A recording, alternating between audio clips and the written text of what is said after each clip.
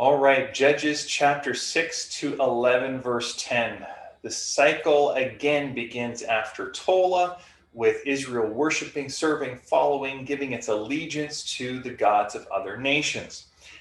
And then they get oppressed by those nations, which unfortunately actually reinforced Israel's pursuit of those gods. Well, we're serving those gods, and then that nation conquers us. It must mean that that nation's God is powerful, so we want to worship that God because we want some of that power. You can kind of see the logic. The problem was they weren't following those gods enough in their mind, but in the reality, they were following the wrong God. Again, we can do the same.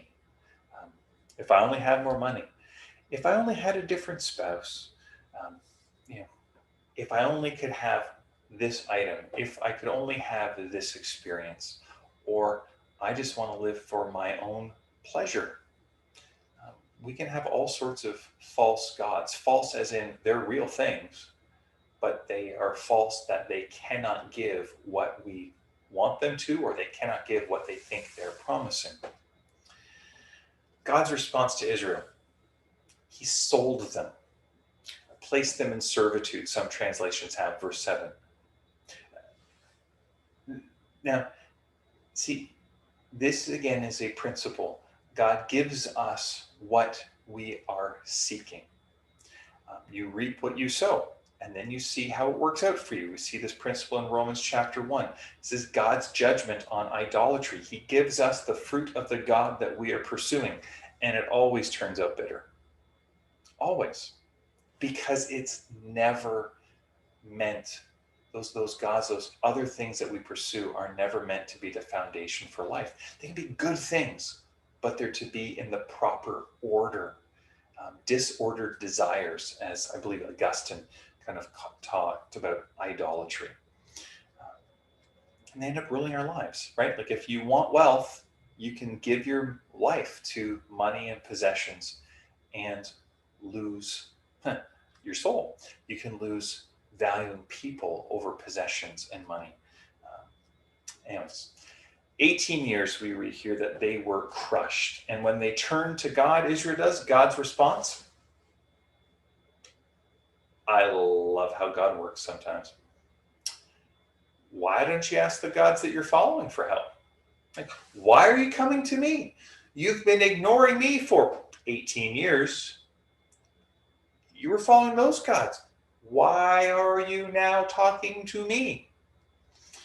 The people here respond by repenting. There's actual actions here.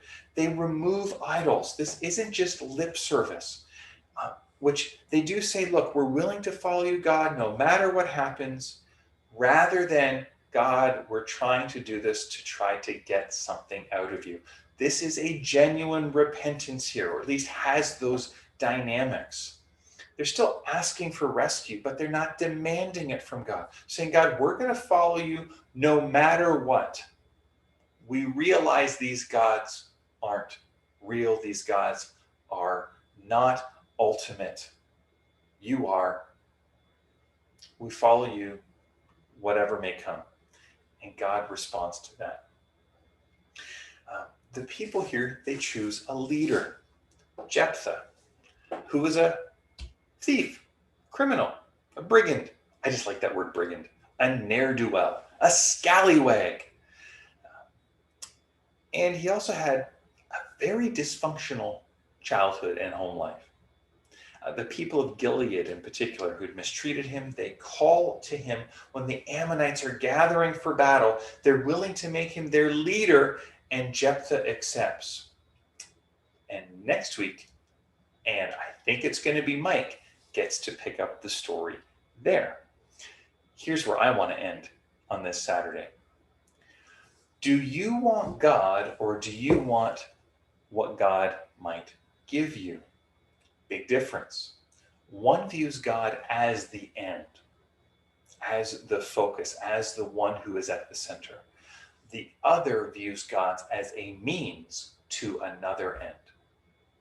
We can be just as susceptible to this today as the people of Israel have been in this book of Judges. Why do you serve God? Why do you follow God? What's really at the root? It's something good to reflect on every once in a while. I get 2 weeks off from doing Devos now. So blessings on Mike and David as they continue Judges and Ruth. And I'll look forward to getting back with you when we get into the books of Samuel. So today, may the Lord bless you and keep you. May the Lord make his face to shine upon you. May the Lord be gracious to you. And today, would you know his peace. God bless.